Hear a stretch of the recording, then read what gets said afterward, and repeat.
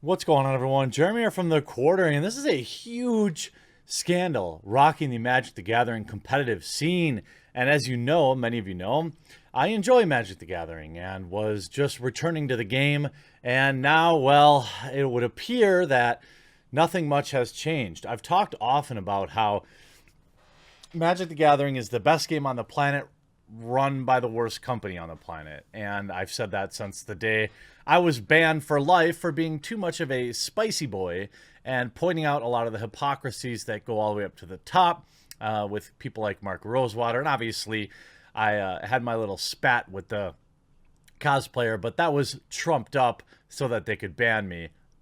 Actually, in the official email of my banning, it was simply Pepe memes is what the evidence that they sent me of my ban was. It had nothing to do with the cosplayer Christine Sprankle, but everyone likes to say it does, including Polygon and Kotaku, with zero evidence, even when I provide evidence to the contrary, including the actual email from Wizards. But that's neither here nor there. Just proof that people in and around Wizards of the Coast don't really care about what's correct or what's right. Now, a huge issue, even if you don't play Magic the Gathering, you're going to understand why this is such a big deal. So there's a big competitive scene in the game where some of the top pros are basically gifted huge amounts of money to compete, and they always have a leg up. Well, this finally covered by The Gamer. By the way, I don't see anything coming up on Polygon or Kotaku, coincidentally. But here's a great article by Patrick Kobek.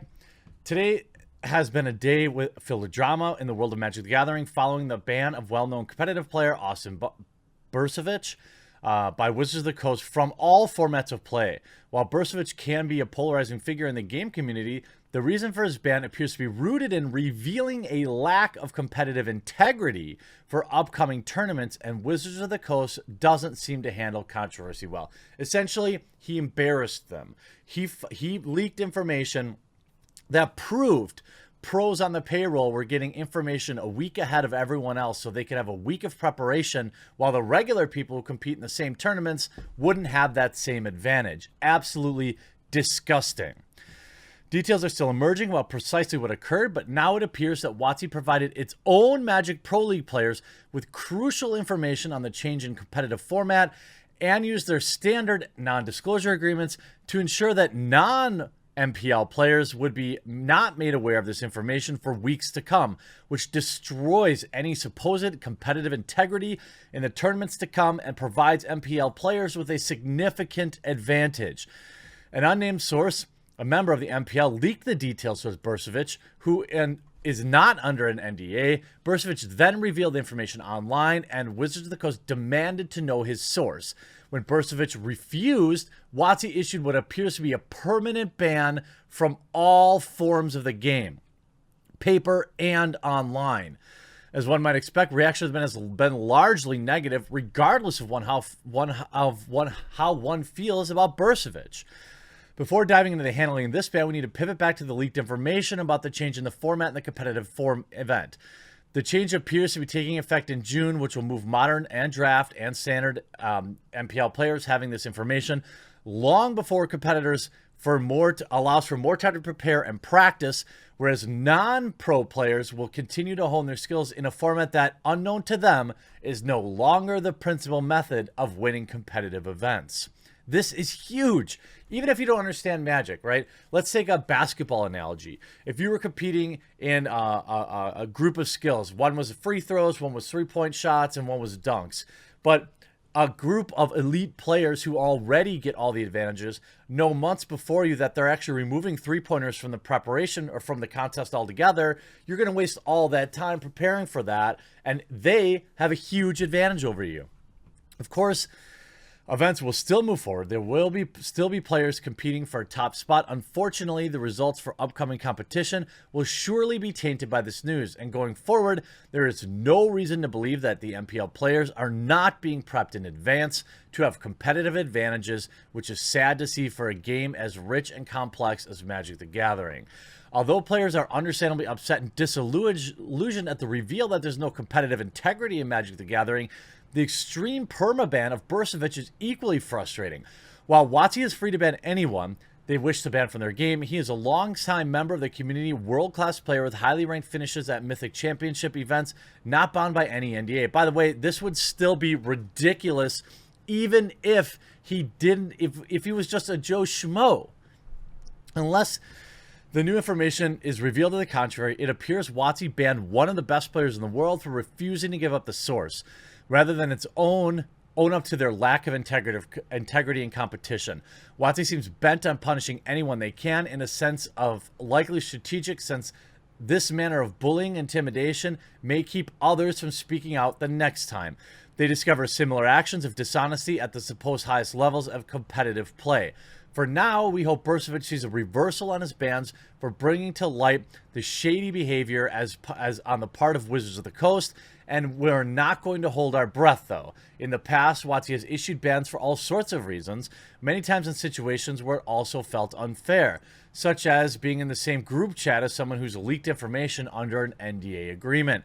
The bottom line remains that competitive integrity of Magic the Gathering has now been shattered. It's hard to say if or how this situation might be rectified in the future in any way that feels genuine. Well, here's the thing. This is a systemic problem. This isn't just somebody at the top of Wizards of the Coast who came out and gave their buddy a little information.